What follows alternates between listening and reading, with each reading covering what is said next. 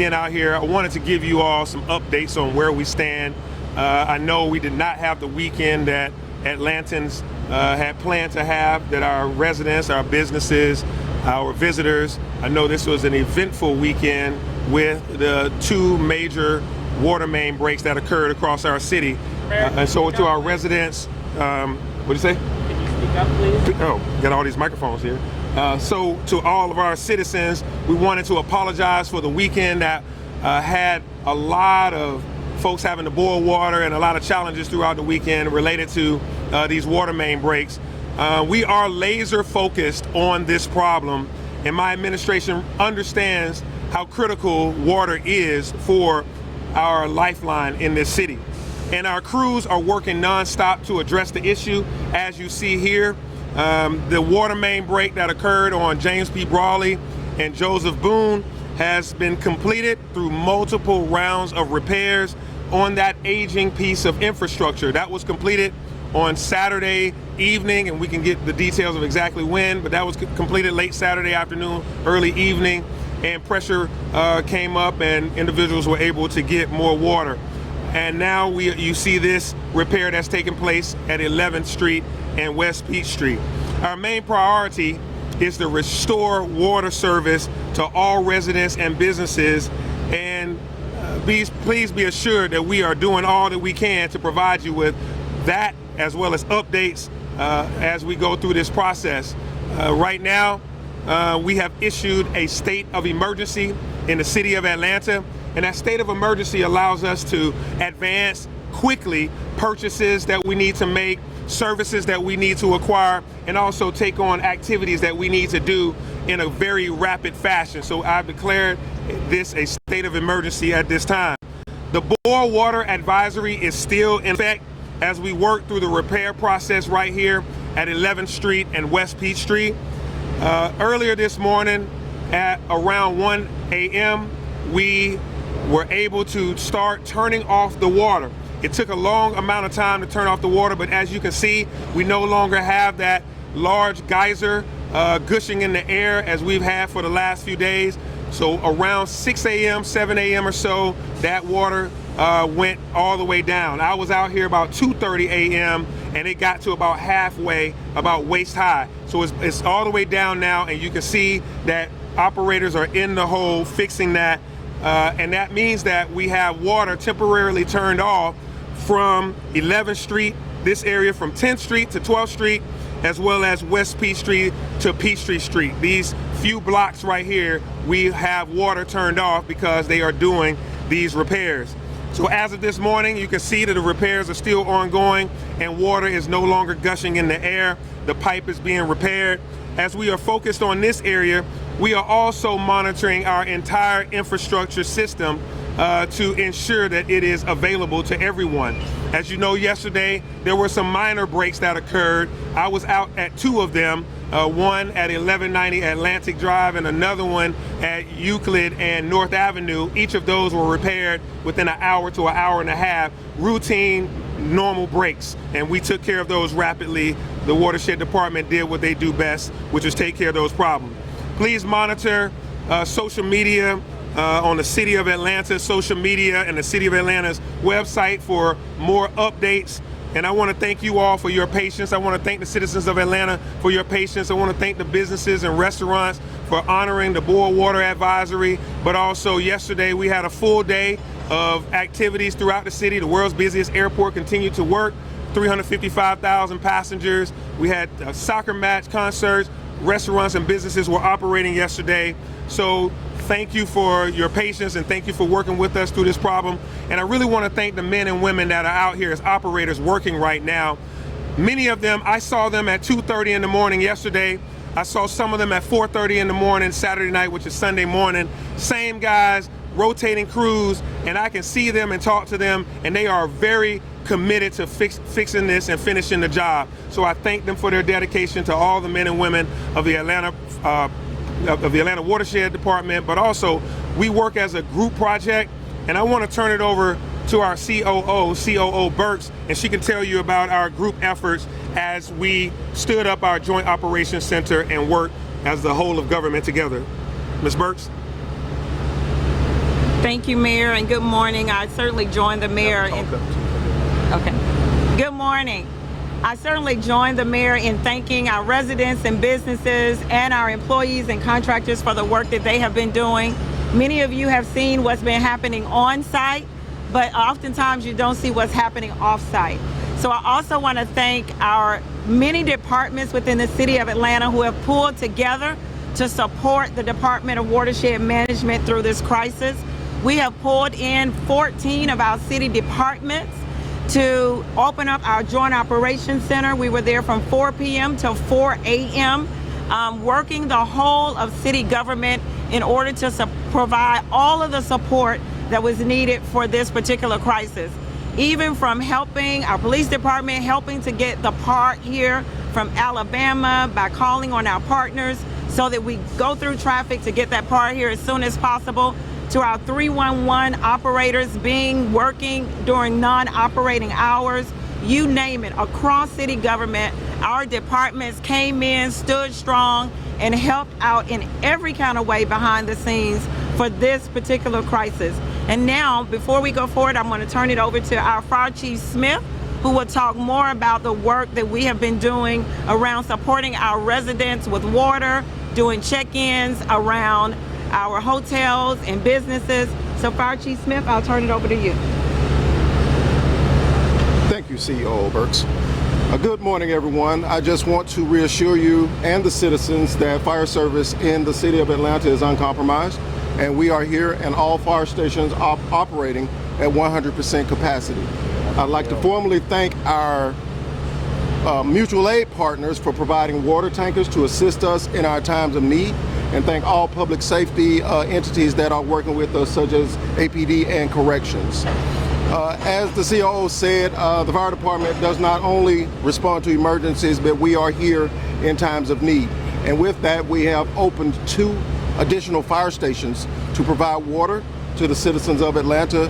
Here in proximity to this location, it will be our fire station number 15, which is in Midtown, and our fire station 11, which is in Atlantic Station. And here shortly, we will be walking the streets, making sure that the citizens are prepared to have water and meet their needs. We ask you, though, if there are any questions or concerns, please don't hesitate to call 311 if you need some water, to find a location where you can get some. We ask that you be patient with us because we do run out and we are still running calls.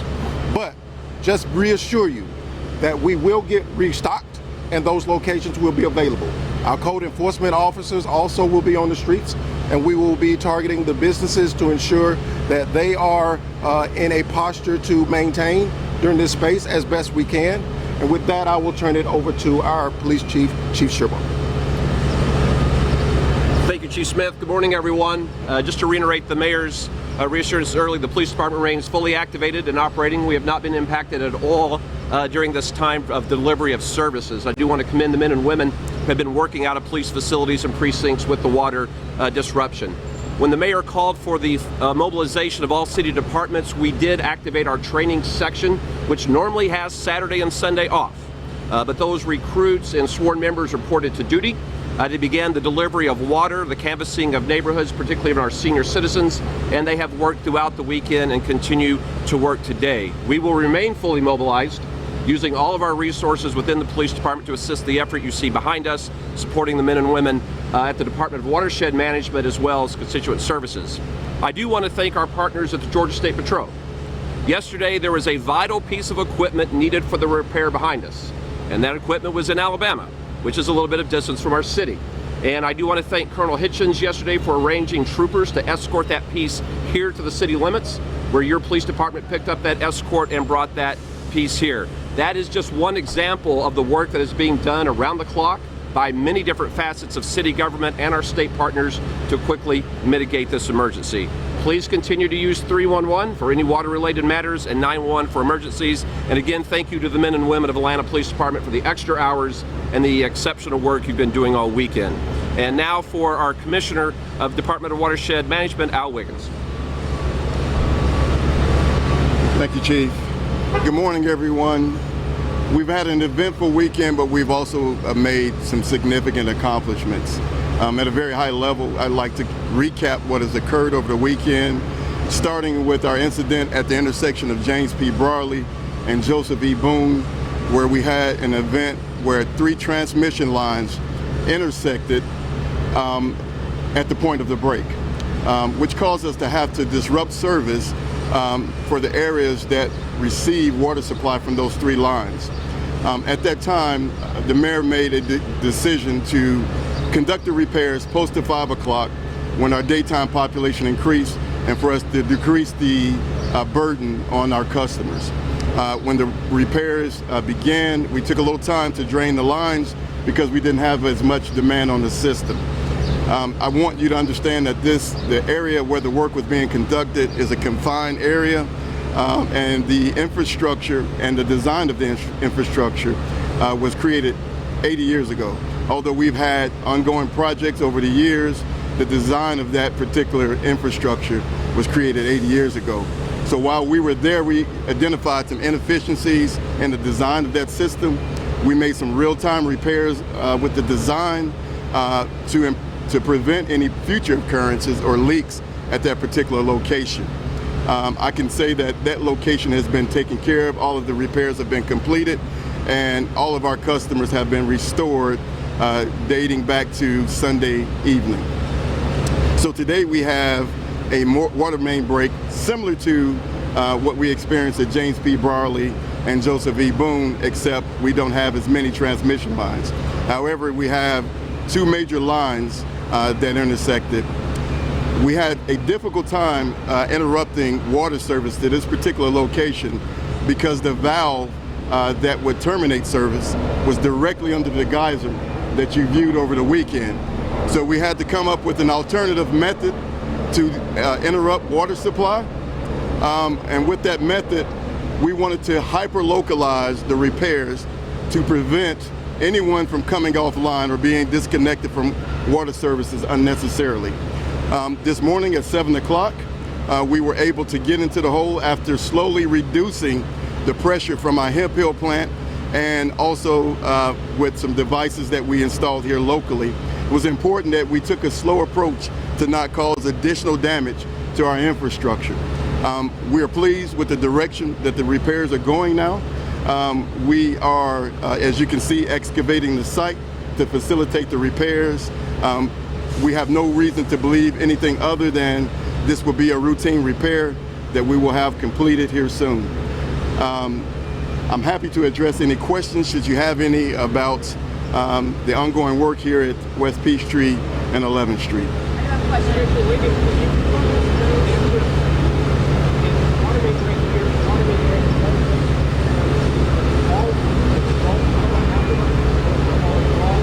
Yeah, so that's a great question. We have no reason to believe that there's a connection between the two. I want you to understand that we really have not had the opportunity to do a thorough inspection because we had so much water flow in this particular area. As we excavate the site, we will learn more. I'm not saying that there isn't a connection, but at this time we do not have a reason to believe that there is. Can you, and I don't know who the right person to ask this question is, but do you have any sense of how many high-rise buildings still do not have pressure in the city? So we don't have that number, and please keep in mind the pressure fluctuates as we begin to make certain adjustments to the system, whether it's how we pressurize the system or actuate certain valves.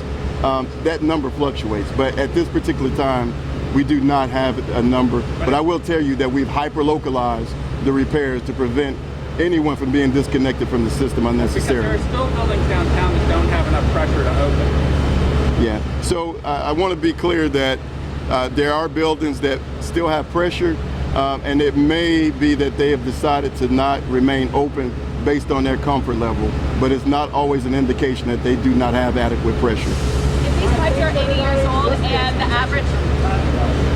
When is it going to be turned back on? Okay, if these pipes are 80 years old and the average lifespan is 50, I mean, why haven't they been replaced on a wider scale before then? Is it a budgetary issue? So no, that's a great question. And so there is infrastructure, whether it's a head wall or whether it's a main line that are at certain ages, but that doesn't mean that we have not done work. There's always ongoing work, especially when you have development in an area. We add new infrastructure, and the way we make determinations if we need to take on a larger project is we collect data, and if we see a series of breaks or repairs that are necessary, that's when we decide to take on a capital improvement project and to look at the subgrade infrastructure and make significant repairs from there. When will the water be back on? Any estimated timeline? Yeah, so in just simple, yes sir, so in simple, the water will be back on when we facilitate the repairs. I want, and I can appreciate, yes sir, if you can just allow me to. Estimated timeline, 24 hours, 36, 72? Sir, as I mentioned earlier, we cannot give you a definitive answer because we just began the inspection process. So we are working feverishly, as you can see. What are you planning to do if one of the high-rises catches on fire? What are your contingency plans? Thank you, everyone. Thank you. Thank you.